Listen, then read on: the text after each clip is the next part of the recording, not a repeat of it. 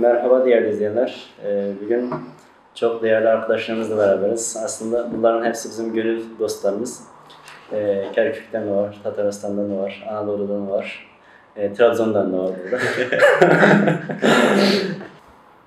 Tataristan'da olan olaylardan bahsedeceğiz.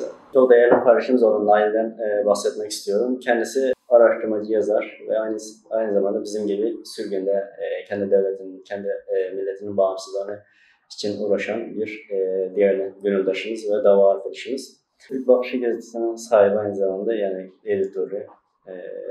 Nail, bize kendinden bahsedebilir misin biraz? Kendini tanıtarak neler yapıyorsun? Küçükten beri tabii milletimiz için can attım. Yani Kazan, Tataristan'ın başkenti, büyük bir güzel bir şehir gibi. Küçükten beri o büyük şehirde yaşamaya hayal ettim ve gelecekte büyük insan olduğumuzda Kazan Üniversitesi'ni bitirip orada yaşamaya, milletimize hizmet vermeye hakkında hayal ettim. 2016 yılda Kazan'a geldim. Kazan Üniversitesi'ne girdim. Avukatlık fakültesini okudum. Sonra onu bitirdim. Geçen yıl Kazan'da tekrar okudum ve tekrar Kazan Üniversitesi'ni bitirdim gazetecilik fakültesinde.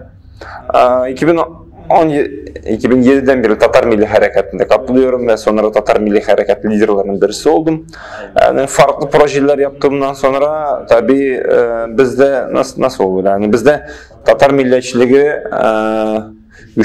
güçlendikten sonra Türk milliyetçiliği gidiyor. Yani biz kendimizin sadece Tatar değil ve Türk olduğumuzu anlıyoruz. Yani Tatarlar Türk dünyasının bir ayrılgısız bir parçası gibi kabul ediyoruz. Bu tabii mantıklı. Bunu herkes anlıyor. Yani akıllı insan anlıyor.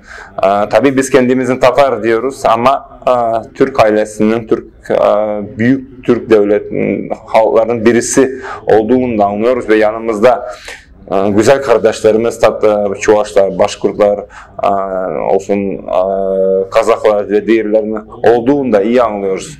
Bunun için Türkiye, Türk dünyasıyla bağlanışlarını önemli diye düşünüyoruz. Ve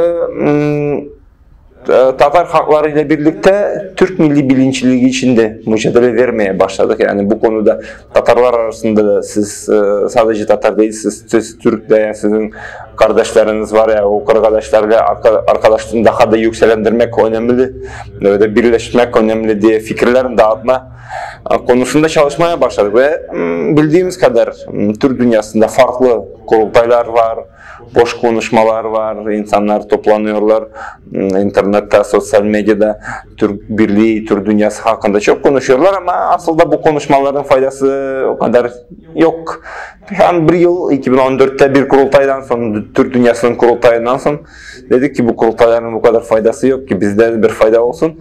Gazete çıkartmak hayali çıktı yani biliyoruz tarihte Büyük İsmail Gasparalı'nın bu yıl hatta onun doğumunun 170 yılı onun tercümen gazetesi vardı yani Türk dünyasını yani 20. asır başında gerçekten Türk dünyasını birleştiren gazete ve bunu devam etmek istedik biz ve düşündük ki orta bir gazete olsun Türk dünyasının en azından Rusya'daki Türk halkları için orta bir gazete olsun diye.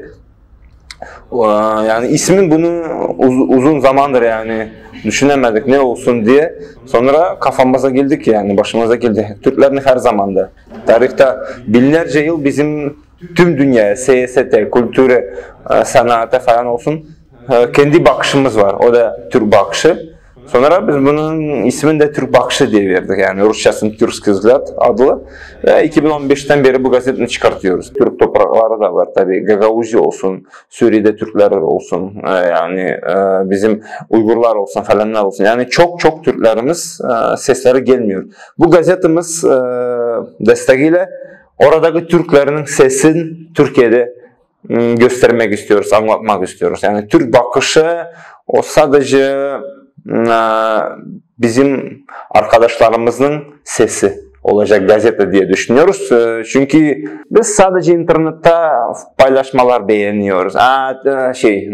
Nasıl diyorlar? Biz sizinleyiz. Gönlümüz sizinleyiz. Yani arkadaşlar tabii teşekkürler.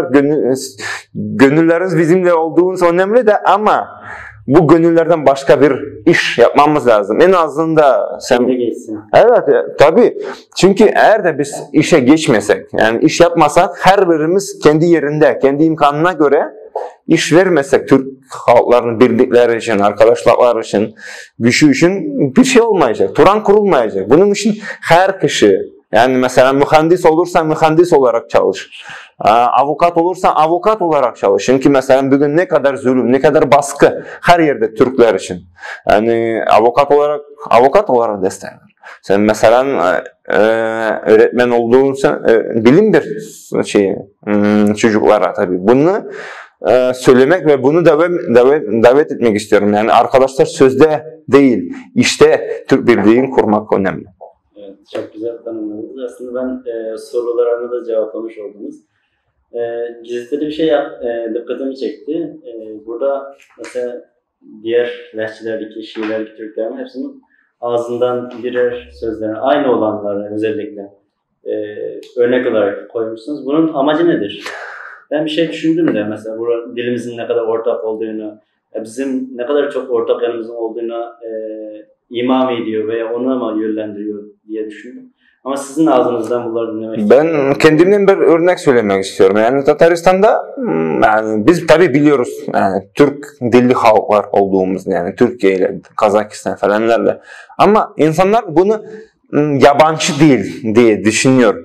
Biz bununla göstermek istiyoruz. Arkadaşlar bu hiçbir yabancı değil. Mesela gazetemizde yani bıçak kelimesi tüm Türk dillerinde sadece bir harf ile ayırması ile bıçak. Yani mesela Azerbaycan'da bıçak olursa Tataristan'da bıçak. Yani b bitti. Yani dilin bir olduğunu göstermek istiyor. Yani bunun Türkiye'de de bunun aynısını biz paylaşıyoruz. Yani Tataristan'da da. Yani insanın yani tabii Türk birliği hakkında biz çok konuşabiliyoruz. Yani bu kendimiz hayal olarak olabilir. Ama yani biz Türkler bir diye konuşmayı seviyoruz. Dilimiz bir diye. Ama gerçekten bunu görmek, anlamak, düşünmek çok önemli. Mesela ben Tataristan'da diyorum arkadaşlar siz mesela Türkiye Türkçesini biliyorsunuz ama bildiğinizi bilmiyoruz. Yani baksanız yani ben size birkaç söz söyleyeceğim. Mesela bıçak, alma, kız diyerek bu kelimeler Tatarça'da var. Yani demek ki siz bu dilini biliyorsunuz. Sadece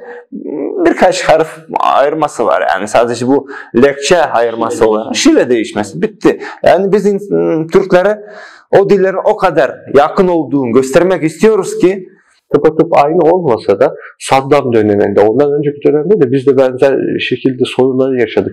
Anne demenin bile yasak olduğu dönemler vardı. Tıpkı bugün Doğu Türkistan'da olduğu gibi. Fakat bugünkü Doğu Türkistan'daki seviye daha da ileriye gitmiş durumda. Toplama kampı seviyesine ulaşmış durumda. Hani biz kurtulduk. 2003'te ondan kurtulduk. Biraz daha iyi seviyeye gittik. Ama oradakiler kurtulmayıp daha kötü seviyeye gitti. Biz bunun bilincindeyiz orada. Yani aynı şeyleri yaşadık ve bugün oradaki kardeşlerimiz bizden daha kötü durumda bilincindeyiz. Ve Irak Türklerinin liderlik konumunda olan Erşat Salih'in bile bazen Twitter'da ya da sosyal medya hesaplarında bu konuda söylemler oluyor. Yani Doğu Türkistan'ın yanındayız şeklinde. Bu aslında manevi bir destek olarak. Çünkü maalesef bugün elimiz kolumuz bağlı doğru. Yani ses olmak dışında yapabilecek pek az işimiz var. Hani tüm Türkler için yapmaya çalıştığım şeyler var. Ve hani ben kendimi ülkücü, milliyetçi olarak nitelemiyorum. Ben hani kendime belirlediğim bir Türkçü çizgisi olarak niteliyorum bunu. Çünkü bu bir eylem değil, bu bir protesto değil, bu herhangi bir şey değil. Bu sadece temel insan hakkı. Ailemden haber almak istiyorum, Çin konsolosluğuna dilekçe vermek istiyorum. Çin konsolosluğu bu dilekçeyi kabul etmiyor. Bizim olayımız tamamen buydu. Adım Hasan Bayraktar. Öncelikle bize ev sahipliği yapan, yani bu programa ev sahipliği yapan Anda Kardeşi Vefa Derneği gönüllüsüyüm. Yani elimizden geldiğini yapmaya çalışıyoruz. Yani burada zaten birlikte oturmamız bir mesajdır. Yani Kerküklü arkadaşımız, Doğu Türkistanlı, Tataristanlı, Anadolu'dan ve Trabzon'dan. Yani burada bunları konuşabilmemiz, bu sorunları dile getirebilmemiz de aslında bizim için büyük bir şey. Yani dünden bugüne gelen ve şeyi demek istiyorum ben. Yani bizim aslında bir yani bir yola da ihtiyacımız yok. Bu yol zaten açılmış. Yani bizim herhangi bir fikre de ihtiyacımız yok. Yani bu yol 100 yıl önce Ziya Gökalpler, Yusuf Akçuralar tarafından açılmış bir yol. Yani bizim yapmamız gereken Mustafa Kemal'lerin, işte İsakilerin, Mehmet Emin Resulzadelerin yani adımlarını takip etmek. Bu yol zaten var. Yani öncelikle bunu söylemek istiyorum. Bugün de bizim Türk Birliği'ne, Turan'a insanları yani inandırabilmemiz lazım. Yani şöyle bir şey var.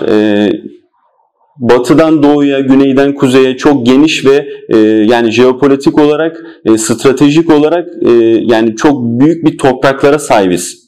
Nüfus olarak yaklaşık 400-450 milyon Türk nüfusu var bu coğrafyada.